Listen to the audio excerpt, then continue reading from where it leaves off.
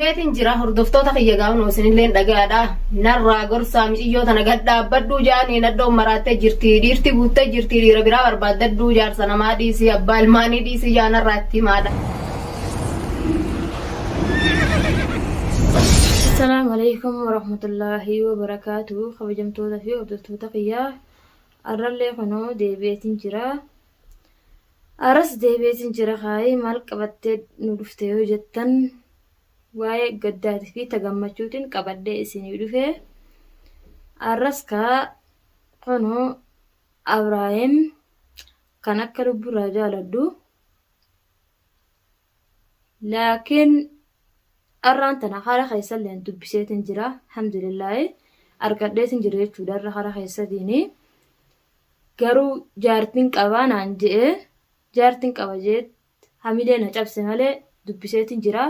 Namni laakiin nama jaalanne tokko manaa hosii wasafuu bakka jirullee naaf himee jira.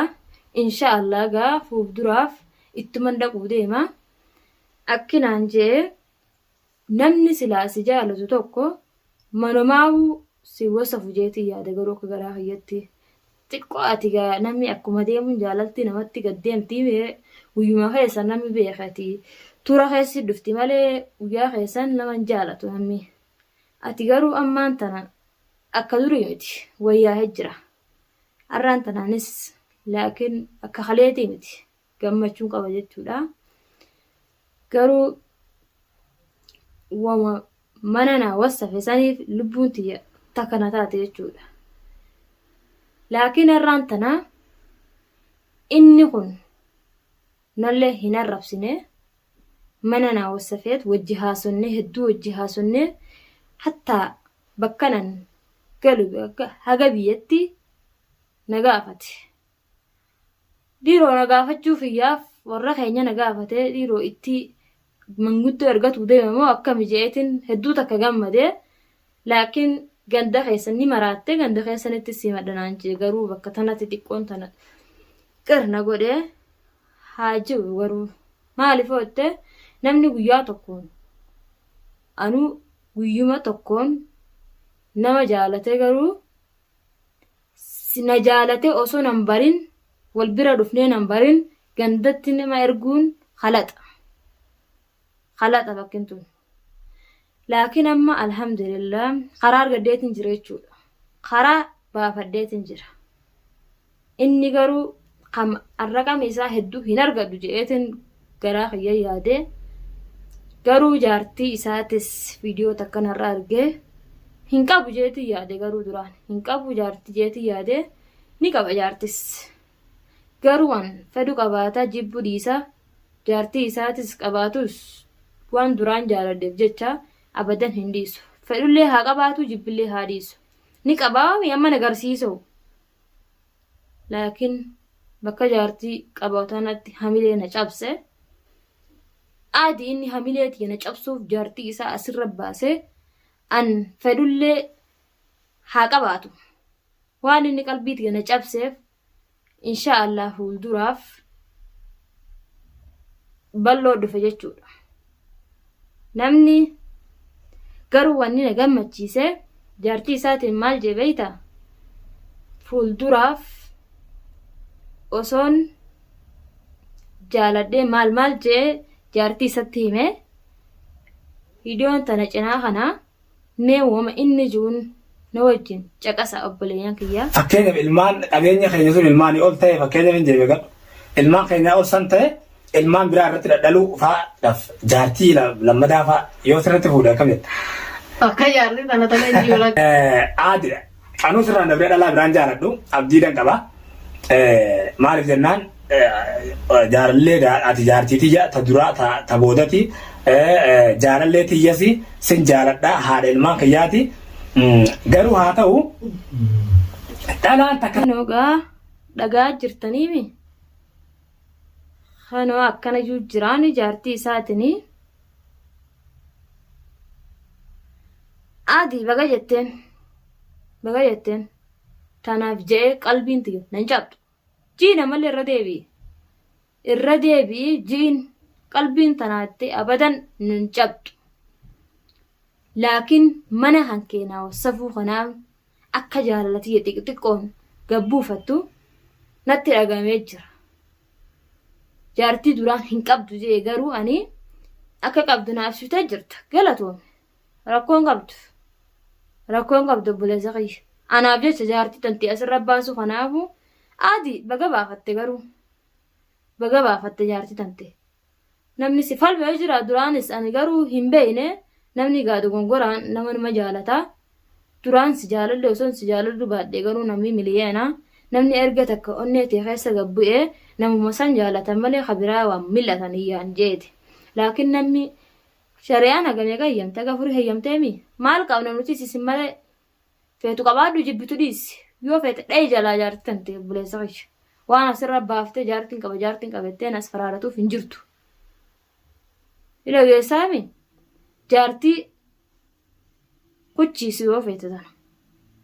Erga duraan siif jecha dhufee anuma qeebaluu qabda.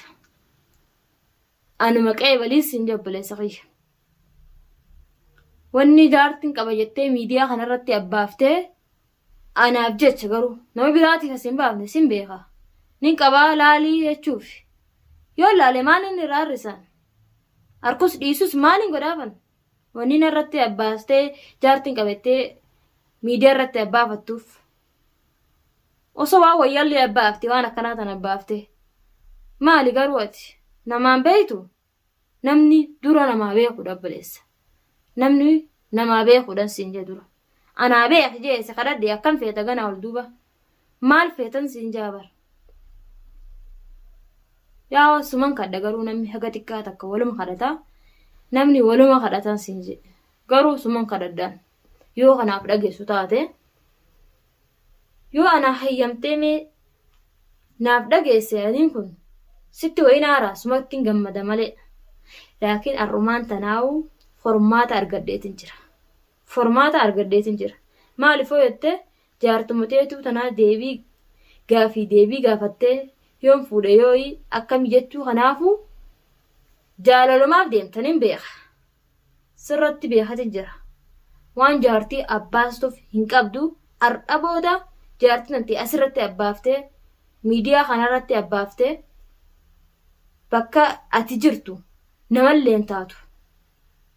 Yaani naa wasafte garuu hin beeku yoo jawwaala kana jalaa kaaftu taate namallee taatu nageessaa jee si dhabee dhabu nuti lachuu numa dhabne malee suma hidheetin akka fedhe si godha akkam irraa laalta waan tana numa laalta'u yoom takkaan agartee ana biiftuu ati.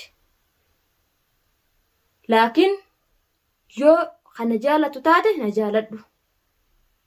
Sin jibbataanan akkanas si godhu naatu beeka. Sin jibbanaan jennaan akkanas si godhu naatu beekan jee namni jaalatee dhabu tokko akka nama goone hin qabu obboleessa kiyya. Jaartii tantee qofa har'a booda miidiyaa kanarratti asin baasin. Iyyalleen isii arguu hin danda'u. Asin baasin har'a booda. Siifin himaami har'a booda abbaaste taanan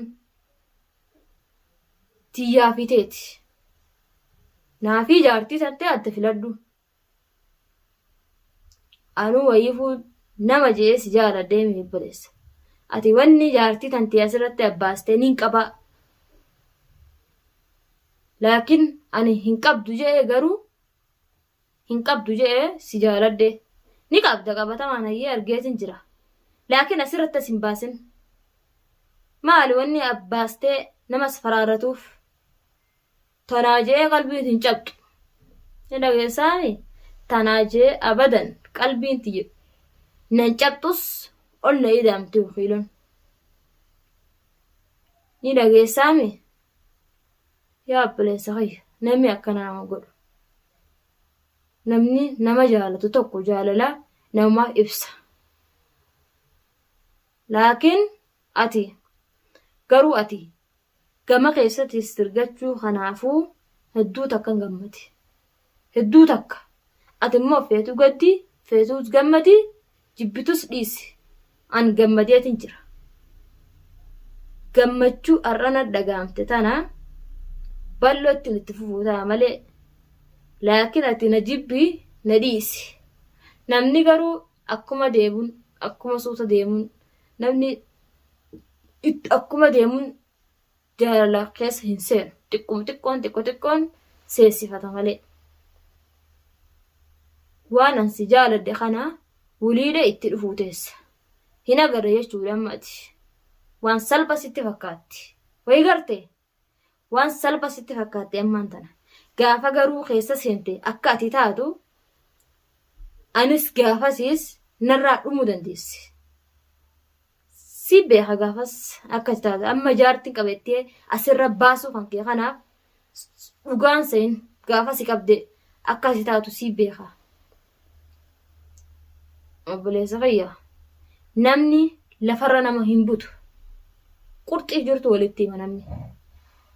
Wayiifuu mana kan keenaa hin ta'e akka bakka kanaati kootu jettee naa himte garuu himuu keetiif ni gammadaa.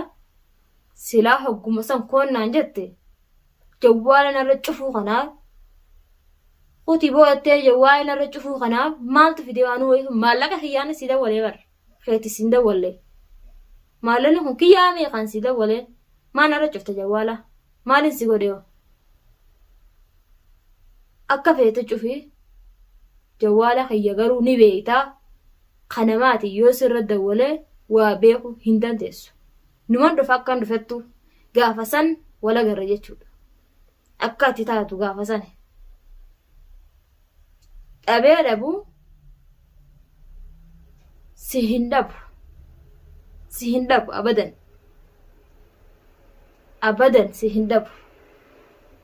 Namni maa dhabaa nama jaalate nama jaalate wajjumaan jaalalaa akka tanaafuu gaabboleeyyan kiyyaa dubbiin tun hedduu takka nama ajaa'ibti. Hedduu.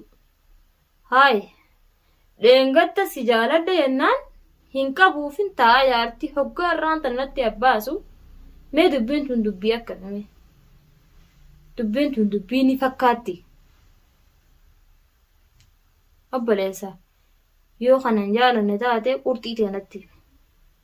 Laakiin namni sobaan wajji hin deemu. Ati feetu na jaaladhu jibbitus ana dhiiftaa na badas hin dhiisu. Qama irra moohatu laalla'u. Waan garuu ati nan daffartu yoomillee ati na daffaruuf yaaliin godhin. Na hin daffartu jedhin taa'ee yaadu jira. Laakiin namni tokko kanamaa beeku jira kanamaa hin beekne jira. Ati garuu hoggan akka yaadanuu silaale namaa beeku anaaf beekis hin jabaleessa. Namni wajji jireenya guddaafin si yaade malee waan salphaa ammaa kanattiif si hiyyaan. Jaarti qofa jettee miidiyaa kanarratti abbaaftee maqaa kiyya qofa akka nan doonisiinis maqaa kiyya gaafa na dhootti garuu gaafa san nuufi atis akka walgoon beeki. Asirratti abbaafatteemi? Haa? Haay! Maashaallah asirraa jenna asirratti abbaasuuf kanaafu. Maal jette seenumaa asirra abbaafte jaartii maal? Numa fuutaa akkam namas jaalata kana anuma fuudhuu teessa. Anuma fuudhuu teessa dhageesse. Mirga qabda fuudhus. Laakiin gaayoo isiin si bulchite hin beeynu malee. Isii si bulcha moo siitu bulcha? Tana qofa naaf hime. Yoo isiin ati ka bulchitu taate meeqa fuudhuu numa dandeessa. Tanaa jettee atis qalbiin ta'e akkas hin cabne siin jedha. Qalbii tantee yoo duraanillee si cabxee dha'i jedha obboleessa. Hin yaadiin gamaa hiraarin. Erga nanuu sii dhufee namni tokko irra citi malee qalbiin gamaa gamana siin jijjiin. Qalbiin namaa takkittuma. Waan gamaa gamana hirtuuf hin qabdu. Jaartii jedhiisee tanas isiis nan fedhaa booda jaartii hin jiin waan akkanattuuf hin qabdu. Jaartii ta'e dha'i jalaarra booda. Maali? Jiraattee meeqoo wajji jiraatte? Qalaaqa siga. Obboleessa. Garuu ati garuu onni ati nama deessuuf deemta malee wanti biraa ati ta deemtuuf tokkollee hin jirtu. Namni ati onnee madeessitee maraachitee shaararra ooftu anaa miti. Anaa miti siin jee bara. An garuu osoo ati waan feetellee jettee akka feetellee miidiyaa kanarra lallabi. Siifi jaartiin teetii baa lallaba akka feetanitti. Yoo jaartii wajji arra booda abbaatee kalalladu taate asirraa miidiyaa kanarraa itti fufee maraadhoome ni laalta'u. Qotaan qotuma teetifin akka fedhe ta'u ta'a. Ni gartaga. Laakiin waa namaan hin jiin siifi jaartiin teetis. Maali namni qotaadhaaf anaaf jecha jaartii tantee miidiyaa irratti irraan tana baafatte baga baafatte gaa. Baga baafatte anumaafi malee duruu waa hin agarre osoon harkee jee anuu waa sin jaaladhu duraanuu hin agarre. Laakiin har'a qotaa xiyyaaf baafatte baga baafatte. Qotuma xiyyaa jechaa hoo miidiyaa kanarra mul'atte maashaallah isinirraa jenne. An garuu osoo ka duraan argu taate maqaa keetuu sin dhabu. Duraan garuu waan agarre takkaasi malee jaartii tantee sirratti agarre tanumaafin si jaaladhee sirraa qabame laakiin ati qalbii tiyye tana nan cabsin. Ergan si jaaladheefu anuu wayiifuun si jaaladheemi. Taa isin kadhaan moo jidee anuma tanaa si baasa natti fakkaatte. Nama si jaalatee si maraatee si jala deemu kan anumaa si baasa. Hin beektu maleetti. Booda harkuu teessa garuu. Amma aadiitti dhiisamma. Amma jaartii qabdaa wajjin shoshorroqe. Booda garuu wanni si budattu. Naaf jecha jaartii tantee asirratti hin baasin. Dhahi jala.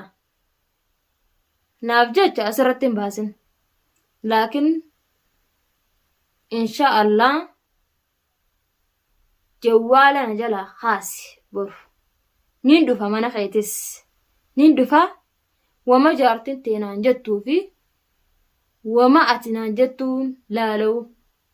Nama fidaddeetin dhufaa yoom fedhes. Nama fidaddeetin dhufuuma ati naan jettuu yoo kophaa kiyya dhufes gaa hin beeyne yoo jaartiin teetitti gaafa itti himtu taates dhalaan tun hedduu hinaaftii mire akkasiin nagootus wayin beekaa. Nama fidaddeetin dhufaa wama ati naan jettuun mee qaamumaan nun si bira ga'ee asirratti arguu kiyya lallabuu kanaa miti qaama si bira ga'ee wama ati addanaa baaftu si laala'u akkuma ati taatu kanaame.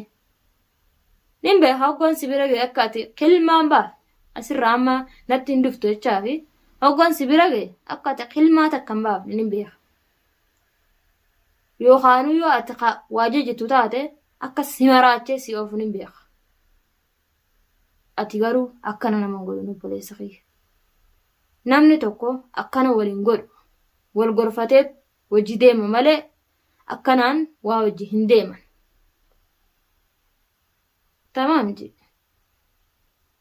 Na gorfadhu akka namni deemutti wajji yaanaas hin jaa obboleessa kiyya. Yoo garuu namni tokko dubbii namaan dhageenati yoo namni hawaasiin juu taates hin dhageen dubbii namaa. Dubbuma namaatu hin dhageen tiyya qofa na dhagee. Osoo tiyya qofa na dhageesse silaa irraan tana hedduu takka natti tola natti fakkaate. Tiyyuma na dhageessitamu waan asiin jetta naan jettee maal qabdame? Garuu yoo sin kadhadha haga namni isa kadhatu tilifoonuma na jalaa kaasi. Tilifoon narratti hin cufini na jalaa kaasi. Maal si godhee narra cuftamee jawwaala? Anuma jalaa kaastane gizee meeqan irra deddeebi'ee dubbatu jira na jalaa kaasi. Karaa kanaan na aarsu jirta erga na si argadhe karaa jalaatiin hoggosi argadhe na jalaan kaaftu. Na wajji wayiifuu haasottee mii erga haasotte na jalaa hikkaasayyee deebi na jalaa kaasi. Na jalaa kaasi san booda wama na siin juu laalta niin dhufa mana feetisi wama na siin juu laalta na jalaa kaasi. Obboleeyyan kiyya gaa kan warraan tanas wama na aarsu naafaan dhufa. Kanaafuu mee obboleeyyan kiyya